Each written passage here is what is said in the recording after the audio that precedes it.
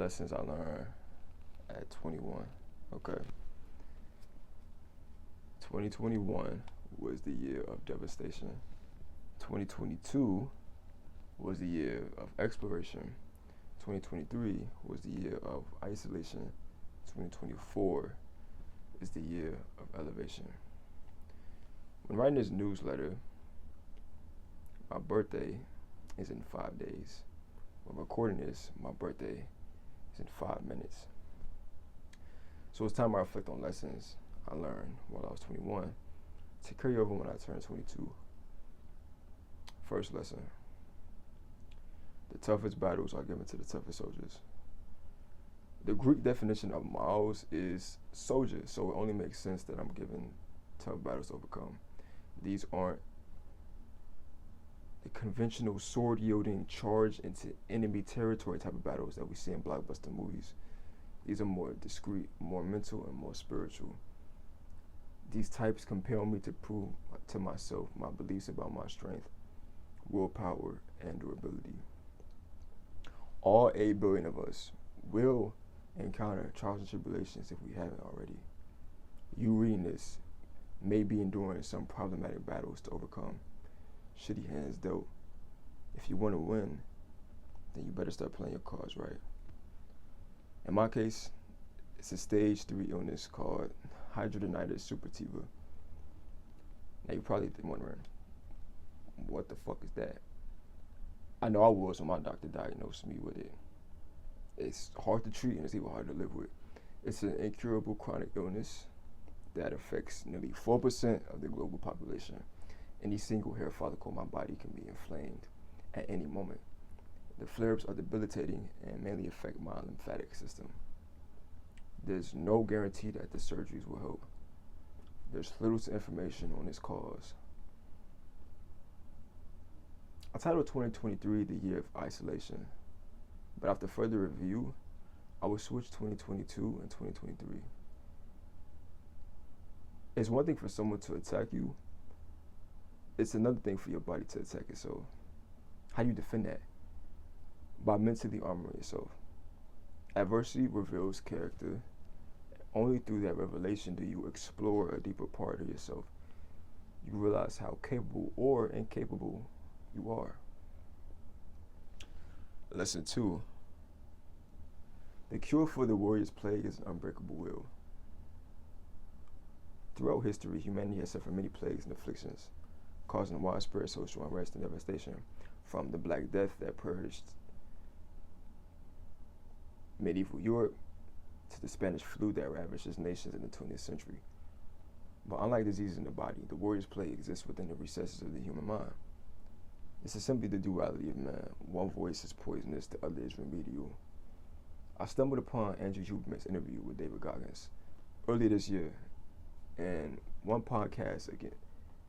in one podcast segment, Huberman discusses researchers' discovery about the discipline linked to longevity. He stated, There's now a lot of data in humans showing that when people do something they don't want to do, like add 3 hours of exercise per day or per week, the brain area, the anterior cingulate mid-cortex, grows. In many ways, scientists are starting to think the anterior mid-cingulate cortex is not just the seat of willpower, but perhaps the seed of the will to want to live. For me, it was beginning to go to a new college when I could barely walk. I remember my surgeon saying that my ambition was admirable. I wouldn't have done it if I listened to that poisonous voice. I was willing to deal with HS on my own if it meant getting out of the house, since I had been cooped up in the house the past 7 months prior. Unfortunately, all of my activities caused my body to flare up to the max on campus. Walking to class, going to the bathroom, picking up packages, going to different buildings, sitting down, standing up, bending down, showering, using the bathroom, working out, or any slight movement. It's so easy for me to be complacent or take it easy. I even have close family members who advised me to. but I took the more demanding but necessary route because it was more fulfilling. Lesson number 3. I took 100% of the power back when I decided to take 100% of the accountability for my current circumstance. It's easy for people to adopt the victim mentality. Excuses protect the ego from being damaged and bears the responsibility for their life. Some may say, life is so unfair, no matter how hard I try, I'm destined to be miserable. Or even, I never get any promotional opportunities at work because my boss is conspiring against me. These are weak mindsets that prevent success, fulfillment, and self-confidence. I was broke because of me. I did not have the life I envisioned because of me, not HS or hydrogenated supertiva. I truly internalized this back in December 2023. I didn't realize I was putting a ceiling on my potential or pointing a finger at my circumstance. It made sense to point my finger at my circumstances because the illness was out of my control. But I can always choose how I respond. Number 4, no tree can grow to heaven until its roots reach hell. It gets worse before it gets better. If I received $1 every moment someone said, Miles, you just never seem to catch a break, I'd have enough to buy a country, but so would you. If not now, then later. If we didn't experience hardships, we wouldn't grow. You couldn't see the butterfly if it never struggled to grow from the cocoon.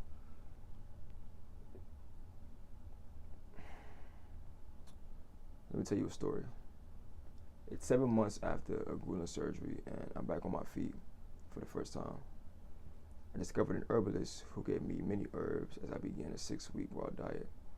I decided to take all of my medicine away and take a holistic approach. I noticed my eyes began watering, but I didn't overthink it. Until one day, that turned into a couple days. A couple days turned into a week turned into a month turned into 2. My eyes were deteriorating by this time, but I assumed it was an allergic reaction to one of the herbs. Little did I know, they were severely infected. Now, this was the second time I had severe eye infections, and I thought my days of sight were over. The first time, the ophthalmologist told me we sought help just at the right time, or I might have been blind. I went to see the doctor a week after symptoms, not 2 months. I remember asking myself, is there a reason beyond the surface why I'm going through this again? I think the last lesson answers this question. Number 5, don't take anything for granted. Let me tell you another story. So this takes place in December of 2023, and I'm 6 hours in the ER at this point with dark shades on. Where my shades at, bro? I'm 6 hours in. Okay. I'm 6 hours in with dark shades on. The lights were flashbangs, and a blind woman entered the room. Immediately, nurses helped her sit down across from me. They had helped her with her luggage, and she was very appreciative, right? Instantly, part of me thought how ironic it was that I was assuming I was going blind. And here comes one in the hospital. It was a busy day, and all demographics filled the waiting room. Some patiently, and others not so much, and for good reason.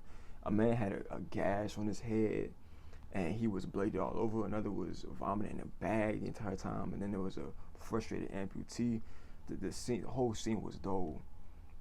One person who became impatient was this woman. A few others and I would hear her cursing to herself. She heard someone click a pin down the hall and cursed at them to stop. Eventually, she pulled out of a pair of earmuffs to drown out the chaotic scene you can imagine in an ER. People were uncomfortable around her. A nurse had called her name and told her that they'd be back to see her in 10 minutes. And the time had passed, and she said, "You know what? I'm sick of this." And she decided to get up.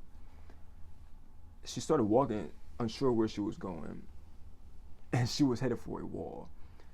Now, people nearby just watched. And so I'm thinking in my head, y'all are just gonna watch her about to walk into a wall. And so I get up and I bring her to the front desk and guided her to the back where they wanted her. And she was very appreciative. During the entire time, the entire emergency room was watching me help this woman. And I remember the nurse had asked me if the woman and I were related. And I said no. It turns out we were. I ended up telling my family about this. And I got the woman's name. And she had the same last name as my grandfather on my mom's side. And they said, yeah, she's a relative. It made sense because blindness runs in the family. She had blindness. I was going blind, or thought I was. A couple other people in the family were blind, so it made a lot of sense. But I found the entire situation interesting, especially since I couldn't see a doctor that day. I was in the ER for 9 hours and dipped not too long after. It opened my eyes, no pun intended, okay? To see how every tiny thing I have is a blessing. Like, so I don't take anything for granted, even waking up another day. I show my gratitude by aggressively seizing the day. Action. I think sloth is one of the worst ways to show yourself that you take life for granted. It's our biggest blessing, yet the one we overlook the most. As with my new cousin, no matter how dire your situation, somebody would literally kill to trade places with you. Just some things I reflected on over the last year, 21. So I'm looking forward to what this year brings me, what being 22 brings me. Currently it is 12:05. So happy birthday to me. 22 now, but we'll see what reflections I have next year around this time and how I've changed. But this was my second newsletter. And until the next one.